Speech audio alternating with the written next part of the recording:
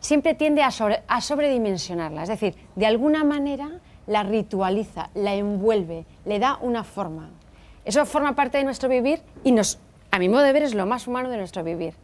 Hoy en día, un cierto utilitarismo de llegar a las cosas antes, ¿no?, de sacar más partido, hace que todo este ámbito, incluso el saludo, bueno, el saludo que, digo, es toda una ritualización y es tan importante. Nosotros mismos, antes de venir aquí, nos hemos tenido que conocer para poder hablar, es decir, esto me parece que en nuestra sociedad se está perdiendo, ya digo, y tiene que ver con las leyes. Yo no estoy en contra de las leyes, estoy a favor de la ley, pero claro, la ley para casos efectivamente extremos en que ya hay que bueno, poner una pena porque no puede haber impunidad en la sociedad, esto estoy totalmente de acuerdo. Pero efectivamente hay otro tipo de casos que son muy cotidianos y que me parece que tienen que ver con otro tipo de cuestiones y ahí la televisión también juega un papel. Les quiero plantear otra pregunta que da un paso más en todo esto, quizá un paso más de gravedad. Hemos construido una sociedad en la que ese tipo de comportamientos, los comportamientos a los que hacíamos alusión hace unos segundos, ¿son rentables? ¿Son más rentables que otros probablemente más civilizados? No, a la vista de la televisión y del éxito de la televisión basura, quiere decir que hay una mayoría de gente que prefiere en este momento estar viendo a lo mejor un programa de basura que estas elucubraciones nuestras sobre el civismo. Y en fin, y eso naturalmente es un hecho grave, ¿no?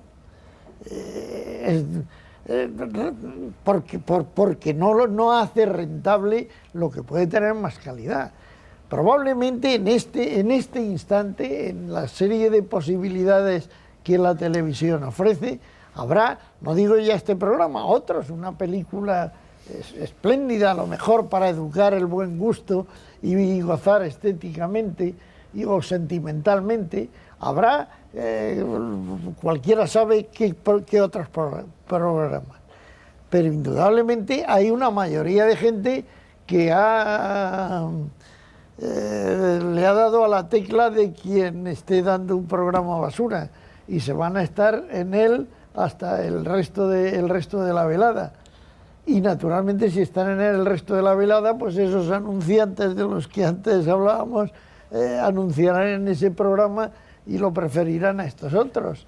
Y naturalmente pues acabarán pensando que no es rentable lo mejor, sino que el rentable resulta a lo mejor lo peor. En fin, pero bueno. Quizá para un artista, Javier, el camino de la provocación o de la desinhibición es de un éxito más inmediato que aquel del trabajo más callado. Correcto, y además hay un punto que se contradice todo esto. Cito, por ejemplo, un ejemplo, ¿no? Basquiat, un pintor, en sus inicios era un personaje, un vagabundo que se dedicaba pues a poner frases para él importantes y reivindicativas en las paredes de Nueva York. Él repetía estas frases continuamente, perdón, se volvían a borrar aquellos murales, todo se desprestigiaba, servilleta que pintaba, mesa que pintaba, todo se tiraba. ¿Qué sucede? Cuando la sociedad levanta a este artista y se empieza a cotizar, vemos como gente rescata esas piezas que antes se borraban y arrancaban las puertas y paredes sabiendo que aquello tenía un valor económico, no por su valor artístico. Por lo tanto, ¿en qué punto nos encontramos, ¿no? Somos nosotros mismos los que creo que nos autoprovocamos, ¿no? a esto. Bueno, sé que es fuerte, ¿no? En cuanto al tema del transporte, lo que sucede, ¿no? Pero yo ahí sí quisiera José Manuel añadir que creo que en un principio pues hasta se acogió no solo la sociedad, sino la propia administración en los grafitis, por hablarlo de alguna manera, y no digo que se potenciara, pero bueno, se disculpaba, incluso pues llegamos a ofrecer vallas y paredes para que se pintara, etcétera, etcétera. Pero hoy yo creo que el tema es que ya ha llegado a niveles del vandalismo en el que sí hay lucro económico para el que hace el vandalismo. Y me explico. Hoy hay apuestas en Internet, o sea, por ejemplo, hay bandas de grafiteros que no solo pintan, sino que filman esa pintada, fotos o incluso hacen películas, las cuelgan en Internet, y puedo decir que en este momento hay algunas, que no voy a decir cuál para no dar pistas, que hay apuesta de a ver quién pinta determinada cosa, y el premio es 1 millón de pesetas, de las antiguas pesetas. Es decir, ya no solo es destrozar por destrozar, es que ya empieza a haber detrás de eso pues un mundo económico que obviamente no sabemos ni exactamente quién está detrás de eso, pero ya se manejan cifras muy importantes. Incluso las propias bandas estas de grafiteros, para no ser detectadas ni interceptadas sus comunicaciones, lo hacen a través de los cibercafés. Entonces yo creo que esto ya no se puede seguir diciendo que es una conducta incívica. Esto es una cosa bastante más grave. Partiendo de esos casos de vandalismo, ¿tienen ustedes constancia o sensación de que se dan también cada vez más casos de violencia gratuita?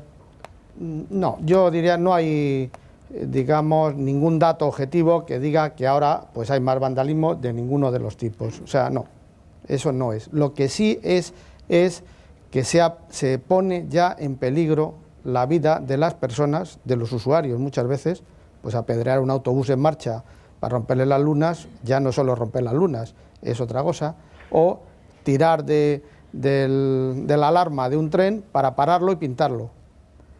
Eso ya no es solo pintar el tren o rayar un cristal, eso es otra cosa. Por eso digo que lo que en cierto modo ha aumentado es se ha añadido una violencia a ese incivismo. ¿Echan ustedes de menos aquella asignatura que teníamos, al menos yo la tenía cuando tenía pocos años en la escuela, aquella asignatura que se llamaba Urbanidad, que luego desapareció? Y pienso que más de uno que nos esté viendo esta noche estará diciendo o estará deseando que vuelva un poco aquella educación cívica en las escuelas. No, indudablemente, es que lo que hace falta es educación cívica, si es que el civismo es una cuestión de educación. Yo insisto en qué es eso, que tiene que arrancar primero de la familia, pasar por la escuela y acostumbrar a la persona a vivir en sociedad y a respetar a los demás, esencialmente.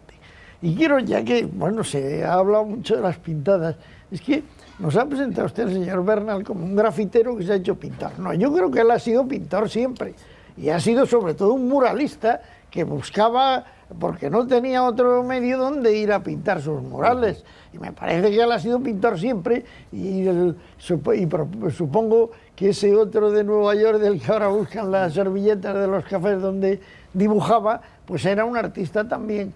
Pero claro, para que haya dos artistas o dos pintores o media docena que hayan podido salir de ahí, lo que hay son una serie de pintaparedes por ahí, que en fin, que lo único que pretenden es ensuciar o hacer daño o fastidiar o dejar su nombre escrito allí, que ya que no pueden dejar memoria de otra cosa. No. Eudal, ¿hay que rescatar la urbanidad como forma de socialización en la escuela? Sí, yo pienso, bueno, yo creo que todo está ligado. La urbanidad es importante, no tengo ninguna duda, ¿no? No tenemos que confundir. Yo soy una persona de izquierda, soy una persona que ama mucho la libertad, soy una persona muy crítica, comunista, en el sentido que se entiende el concepto antiguo de comunismo, ¿no? De cooperación, de práctica social igualitaria y tal, y no tiene nada que ver que, como te decías tú antes, se nos ocurrió, yo estudié en un colegio del Opus, y durante mucho tiempo renuncié a conceptos como urbanidad porque me parecía una forma de luchar contra algo que me habían impuesto, cuando en realidad es verdad que nos lo habían impuesto, pero son reglas que funcionan toda la vida, y si funcionan toda la vida no deben ser malas. Lo malo es que no haya libertad de expresión, lo malo es que no tengamos capacidad de decisión, lo malo es que no sepamos cómo colaborar, cómo ser solidarios. Todo esto es malo, pero que tengamos reglas y que estas reglas vayan a crear mejores interacciones en la comunidad humana, eso no puede ser malo, ni puede ser tan solo juzgado, porque forma parte de las normas de comportamiento, de la lógica humana, en cualquier sociedad, sea una sociedad más de izquierdas, con pensamientos, digamos, más igualitarios, o una sociedad más de derechas, con pensamientos tan igualitarios. En los dos casos, yo creo que se debe respetar estas normas. Esto sí, siempre sin cuestionar la libertad. Tú antes decías una cosa que me parecía interesante, pero fíjate la razón por la cual ocurre. ¿Qué nos enseña este sistema que estamos viviendo, sistema económico terrible, que es el capitalismo que estamos viviendo? Nos enseña a competir, no a ser competentes. Nadie te enseña a ser competente. Es decir, el que tiene el palo más gordo lo utiliza. La guerra de Irak, ¡pum! ¿Quién tiene el palo más gordo? ¿Estados Unidos? Pues palo más gordo. El que tiene más capacidad de manipulación, manipula. ¿Por qué no se tiene más hijos las familias? Porque no se puede. ¿Cómo puedes tener en un sistema como este 3 o 4 hijos si no puedes mantenerlos? Antes podías mantener con mucho menos dinero 3 o 4 hijos. Ahora no, porque ¿qué quieren los padres? ¿Más educación? Pues no es más dinero, es más inversión. Efectivamente que es así. Es decir, el sistema que hemos construido y que en el que estamos todos construye las propias estructuras que nos están destruyendo a nosotros. Y si no lo vemos es que somos ciegos. De la cuestión del estrés, leí esta mañana el periódico. El incivismo también está ligado al estrés que tenemos todos. Decía, el 30% de profesionales que se dedican a la enseñanza, a esto, a lo otro, tiene graves crisis de estrés y que se manifiestan en sueño, en falta de un trato correcto con la gente, en crispación. Y es verdad, todo esto también se traslada en la educación de las relaciones con los que tendrían que aprender. La culpa de lo que ocurre a los jóvenes siempre es de los mayores. Montserrat. Sí, hablando de esto de la educación cívica, y bueno, enlaza todo en realidad. Yo cuando dices una asignatura que fuese educación cívica, urbanismo, vamos, estoy de acuerdo con lo que se ha dicho. Digo, bueno, no sé, corre un poco el riesgo de ser un montón de recetas para organizarse en sociedad con unas normitas, y es de lo que yo estoy completamente huyendo, porque es que me parece que así no se puede, ¿eh?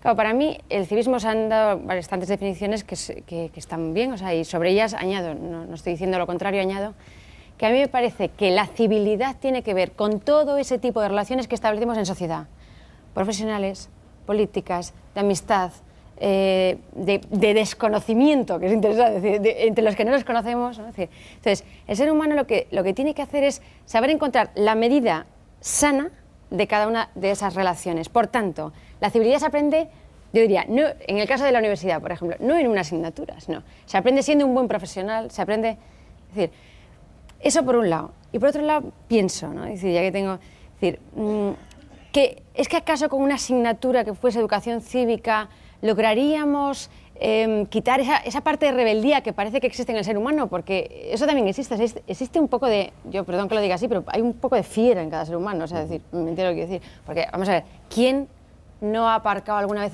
en doble fila? O ha dejado de pagar un aparcamiento, tal, ¿no? Adelantado un poco, con cierto... Digo, vamos a ver, ¿existe algo en el ser humano? Entonces, el tema es que existiendo eso, que nos hace ser un poco fuera de la línea, porque es cierto, porque es así, ¿no? ¿Quién nos ha dicho a sí mismo, no debes hacer esto? Digo, es algo que está en la conciencia humana. Bueno, existiendo eso, ¿cómo encauzar esa rebeldía? A mí me parece que eso es muy importante. Es decir, él habla de creatividad, ¿no? Es decir, y qué importante es la creatividad. Es que estamos en una sociedad, lo decías, o sea, que hay unas estructuras en que nos dan muchas cosas y no nos dejan participar. O sea, tenemos que poder participar. Tenemos que poder construir un bien, porque ahí, ¿no? O sea, ahí se encauza esa rebeldía. Es decir, me parece que es muy prospectivo y me parece que hay que pensar mucho, ¿no? Se trata en el fondo seguramente de una educación para la libertad. Exacto. Javier Bernal, por su edad, seguramente no pasó por esa asignatura de urbanidad. Yo no sé si la echa de menos, si piensa que le pudo haber venido bien, no, y además, o sin embargo cree que le hubiera coartado su libertad o su creatividad. Por supuesto, porque aparte considero que en un periodo de 1 a 2 horas o pongamos 6 semanales o 4 semanales, ¿qué le vas a explicar, ¿no? a un crío sobre qué y cómo se tiene que comportar, ¿no? Probablemente cuando salga esté deseando que toque el timbre y se marche a casa, ¿no? Y todo aquello que adquiere lo olvide. Esto creo que en un principio son sus padres los que han de acentuarle y bueno, un poquito pues siempre guiando que el camino no se tuerza, ¿no? Porque claro, es lógico, a ver, nos remontamos a otra época, nos vamos a los años 60, la época hippie, verdad que la gente después cuando ha madurado y ha crecido, mucha gente salió de este movimiento. Pero claro, en aquel momento era una moda, era un boom, algo tan fuerte que no se podía parar. Esto sucedió igual. Aquí en España llegó un lote de lo que se hacía en Estados Unidos, vino como una moda, ¿y qué ha pasado? Pues que se ha extendido y nos hemos mordido un poquito la cola en este aspecto, porque, como antes decíamos, somos competitivos. ¿Qué sucede? Pues respecto a lo de las apuestas de Internet, es lógico. Se les ha puesto el caramelo. Si además hay dinero, se les paga por lo que hacen, fantástico. O sea, un poquito veo que el joven, el prototipo este joven que empieza a pintar graffiti es un poquito un joven o con fracaso escolar, problemas familiares, lo digo un poco por experiencia, en todo el entorno, la gente que he conocido, ¿no? Este joven lo que hace es un poco agarrarse a aquel movimiento, a aquel afluente de río, ¿no? que lo lleve a seguir esa corriente como moda. Por lo tanto, pues bueno, lo que considero es esto, ¿no? Que el joven competitivo lo que hará será, como cuando elaboramos un medicamento para una gripe, ¿no? Y ella misma es la que se reproduce y coge lo que tiene para hacerse más fuerte. El joven, si se ponen una serie de medidas de seguridad, lo vas a incentivar a que lo siga haciendo y elaborará más perfección su plan trazado para pintar aquel tren.